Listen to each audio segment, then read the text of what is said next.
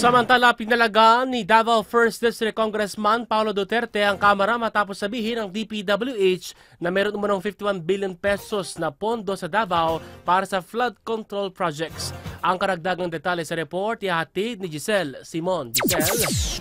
Binanata ni Davao City 1st District Representative Paulo Duterte ang investigasyon ng Kamara kaugnay sa maanomalyang flood control projects.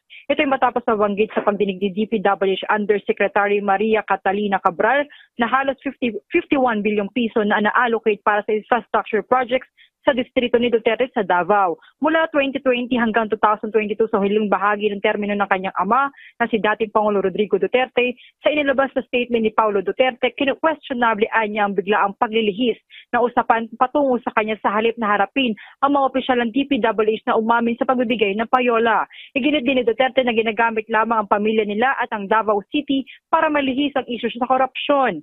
Hamon niya sa mga kongresista ilabas ang kanilang mga budget at ebidensya ng proyekto sa kanilang distrito para makita kung sino ang tunay na nangungurakot. Giselle Simon, Newslight.